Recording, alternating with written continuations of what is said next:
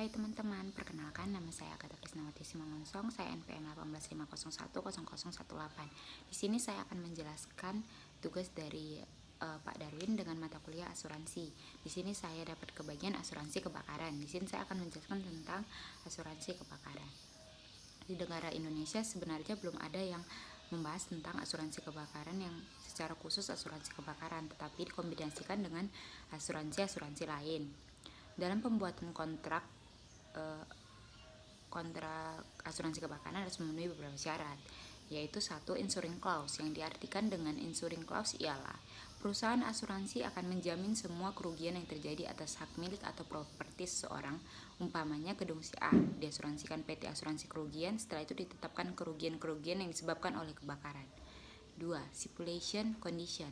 Terhadap hak milik seseorang harus ditentukan di mana tempatnya atau lokasi serta alat-alat atau barang-barang yang ada di dalamnya. Kemudian ditetapkan pula apa yang hendak dijadikan. Minimal bila terjadi kerugian karena kebakaran, apakah gedung saja yang akan diganti atau termasuk segala benda yang berada di dalam gedung tersebut. 3. Form of contract atau bentuk kontrak. Di dalam perjanjian, asuransi harus dinyatakan pula jenis atau bentuk kontrak yang digunakan. Umpamanya di dalam pertanggungan selain kebakaran yang dijamin disebutkan pula kerugian karena peledakan, perampokan, dan sebagainya. Di dalam form of contract kita mengenal beberapa bentuk kontrak, yaitu satu, spesifik atau spesial kontrak atau kontrak khusus, yaitu suatu kontrak untuk penutupan satu macam milik pada satu tempat tertentu. 2. Blanket kontrak, yaitu suatu kontrak dengan penutupan bermacam milik pada suatu tempat tertentu atau sebaliknya, mempertanggungjawabkan satu macam milik di berbagai tempat. 3. Floating kontrak, yaitu suatu kontrak dengan penggantian kerugian tidak dapat kita masukkan ke dalam special kontrak atau blanket kontrak. Contohnya mengasuransikan terhadap barang-barang yang bergerak.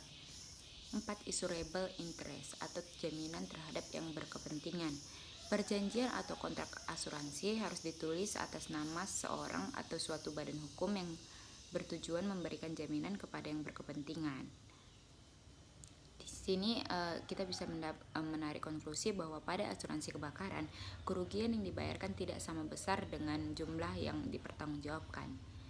A. Interest of time of loss. Pada waktu terjadi kebakaran, yang berkepentingan harus ada waktu terjadinya kebakaran tersebut, jadi harus ada orangnya. Berarti si pembeli asuransi dapat membuktikan terjadinya kerugian waktu kebakaran tersebut. Ini yang dinamakan interest at time of loss. Jadi orang yang mengalami kemalangan atau mengalami kebakaran harus ada di tempat agar bisa menjelaskan kepada PT asuransi bagaimana terjadinya kebakaran tersebut, ataukah itu disengaja ataupun tidak. B. Subrogation. Dalam asuransi kebakaran kita temui apa yang disebut dengan subrogation atau pemindahan hak. Artinya, bila mana terjadi kebakaran karena kesalahan orang lain atau pihak ketiga, kerugian-kerugian yang terjadi bisa digeserkan kepada pihak ketiga. 3. Elimination upon loss and payment. Dalam asuransi kebakaran terdapat pembatasan dalam penggantian kerugian atau loss. Ini yang disebut elimination upon loss atau payment. Pembatasan dalam penggantian pertanggungan dapat digolong-golongkan sebagai berikut. 1. Actual cash value of property, yaitu penggantinya yang diberikan kepada seorang berdasarkan atas nilai sesungguhnya atau aktual atas kerugian-kerugian aktual yang terjadi pada milik seseorang. Perusahaan asuransi hanya akan mengganti nilai tunai atau value meskipun harga sesungguhnya jauh lebih besar daripada kerugian yang sebenarnya dipertanggungjawabkan. Jadi PT asuransi tidak mengganti lebih besar atau sama dengan barang yang sudah mengalami kebakaran. 2. Cost of repair atau replacement cost. Terhadap hak milik yang terbakar dapat diadakan perbaikan atau penggantian pada bagian-bagian yang rusak, atau perbaikan pada bagian yang rusak dinamakan cost of repair atau replacement cost. Umpamanya si Adi mempunyai 10 buah rumah yang diasuransikan. Sebuah di antara rumah yang dipertanggungjawabkan tersebut terbakar. Kerusakan hanya pada gudang bagian belakang saja. Perusahaan asuransi akan memperbaiki kerusakan tersebut dan biaya perbaikan dipikul oleh perusahaan yang bersangkutan. D. Endorsement.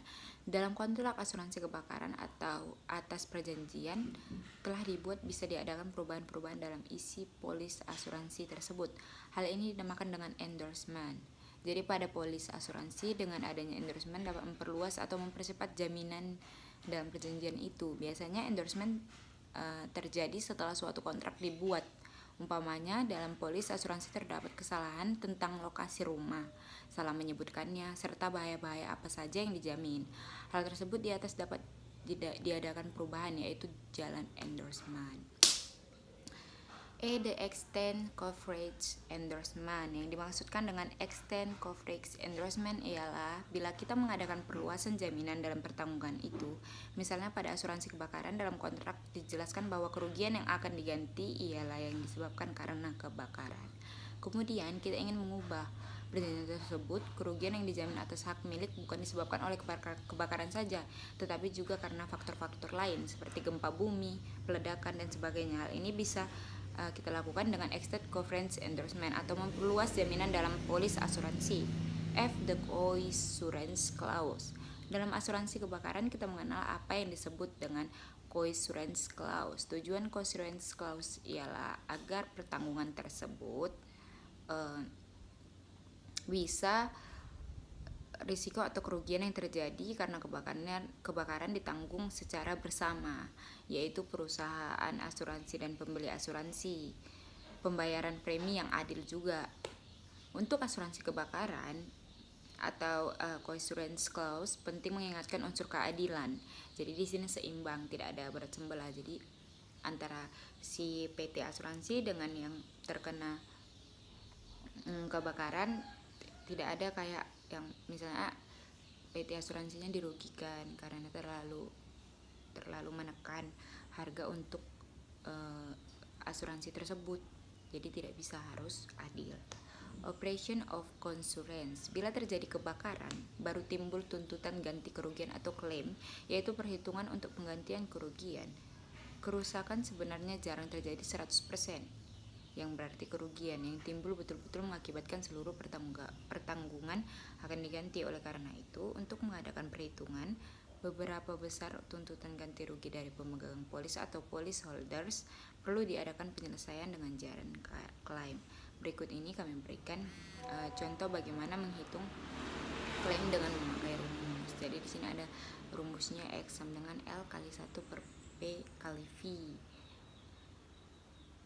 Di sini juga diberikan keterangan kalau X itu klaim atau tuntutan ganti rugi, L kerugian pada waktu terjadi kebakaran, I jumlah pertanggungan, P persentase atau persen dihitung dari nilai sesungguhnya, F atau value sesungguhnya dari barang atau rumah. Jadi di sini di sini juga saya jelaskan sifat-sifat kontrak dalam pertanggungan. Perjanjian pertanggungan mempunyai sifat khusus dan umum. Hal yang penting diketahui dalam suatu kontrak asuransi ialah sifat-sifat umum. Di bawah ini kita lihat ada beberapa sifat umum dari perjanjian asuransi, yaitu suatu perjanjian asuransi harus memuat persetujuan dari pihak-pihak yang mengadakan kontrak tersebut, yaitu persetujuan antara pembeli asuransi dan perusahaan asuransi. 2. Suatu kontrak asuransi tidak boleh bertentangan dengan kepentingan umum. Umpama kontrak untuk merusak milik seseorang, itu gak bisa ya. 3. Antara pihak-pihak atau badan yang mengadakan persetujuan harus mampu untuk membuat dan melaksanakan perjanjian tersebut. 4. Dalam perjanjian hanya akan mengganti kerugian-kerugian yang disebabkan oleh faktor-faktor yang tidak disengaja. Jadi kalau misalnya dia membakar rumahnya secara sengaja atau membuat kerugian secara sengaja, itu tidak bisa. Perjanjian asuransi mempunyai sifat contract of indemnity. Artinya dalam perjanjian tidak boleh bertujuan untuk mencari keuntungan. Misalnya penggantian kerugian tidak boleh melebihi jumlah maksimum yang diasuransikan. Jadi kita tidak boleh menuntut harganya besar karena kerugian tidak semestinya 100% gitu, dan tidak bisa membuat kerugian oleh pihak perusahaan asuransi. Jadi kita harus balance juga, harus ada adilnya. Jadi tidak boleh memaksa. Dan asuransi akan jalan jika kebakaran atau kejadian kebakaran itu tidak disengaja. Jadi kalau misalnya disengaja, asuransi tidak akan bisa mengeluarkan asuransi tersebut. Demikian dari penjelasan saya tentang asuransi kebakaran. Jika ada salah atau saya ada kata-kata yang tidak enak didengar, saya mohon maaf. Sekian dari saya, terima kasih.